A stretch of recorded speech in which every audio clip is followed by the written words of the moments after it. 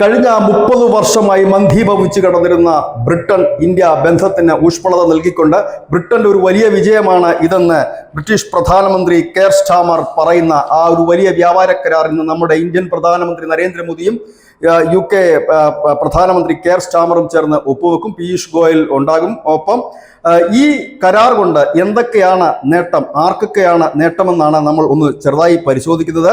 ഈ കരാർ കൊണ്ട് ഇന്ത്യക്ക് ഉണ്ടാകുന്ന നേട്ടം, അതിനു മുമ്പ് ഈ കരാർ എന്താണ് എന്നുകൂടി നമ്മൾ അറിയണം. ഇതൊരു വ്യാപാര ഉടമ്പടിയാണ്, ഫ്രീ ട്രേഡിംഗ് ഉടമ്പടിയാണ്.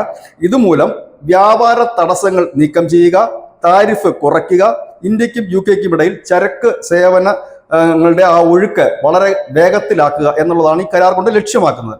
ഇതുകൊണ്ട് ഇന്ത്യക്കുണ്ടാകുന്ന ഗുണങ്ങൾ UK-യിലേക്കുള്ള 99% കയറ്റുമതിക്കും താരിഫ് ഉണ്ടാകില്ല എന്നുള്ളതാണ്.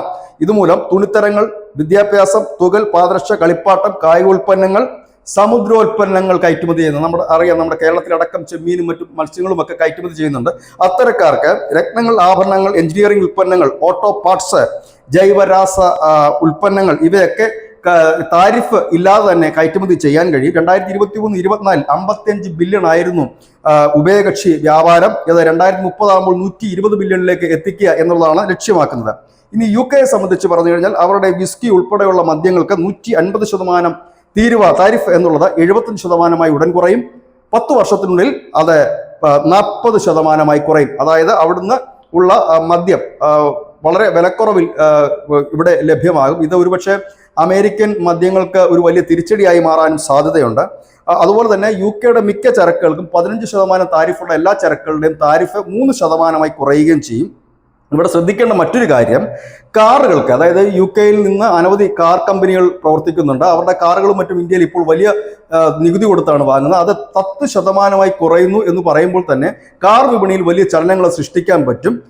പക്ഷെ അത് ഇന്ത്യൻ കാർ വിപണിയെ അത് എങ്ങനെ ബാധിക്കും എന്നുള്ളതാണ് ഇപ്പോൾ സാമ്പത്തിക വിദഗ്ധരടക്കം, ഇപ്പോൾ വാഹന രംഗത്തുള്ളവരടക്കം പരിശോധിക്കുന്നത്. കാരണം നമ്മൾ ഒരു വലിയ മുന്നേറ്റത്തിന്റെ പാതയിൽ നിൽക്കുമ്പോൾ ഈ കുറഞ്ഞ താരിഫിൽ UK-യുടെ വാഹനങ്ങൾ ഇവിടെ എത്തിയാൽ എന്ത് സംഭവിക്കും? പക്ഷേ ഇതിന്റെ ഒരു മറുപടി എന്നോണം ആയിരിക്കണം ഒരുപക്ഷെ ഇന്ത്യൻ ഇലക്ട്രിക്കൽ വാഹനങ്ങൾക്കും ഹൈബ്രിഡ് കാറുകൾക്കും കൂടുതൽ പ്രവേശന അനുമതി ഇപ്പോൾ UK നൽകിയിട്ടുണ്ട്. അതായത് അവിടുന്ന് ഇറക്കുമതി ചെയ്യുന്ന കാറുകൾക്ക് 10% താരിഫ് ചുമത്തപ്പെടുമ്പോൾ ഇവിടെ നിന്ന് കയറിപ്പോകുന്ന ഇലക്ട്രിക്കൽ കാറുകൾക്കും ഒപ്പം ഹൈബ്രിഡ് വാഹനങ്ങൾക്കുമൊക്കെ ഇതേ ഇളവുകളും കൂടുതൽ വിപണിയും UK തുറന്നു തരുന്നു.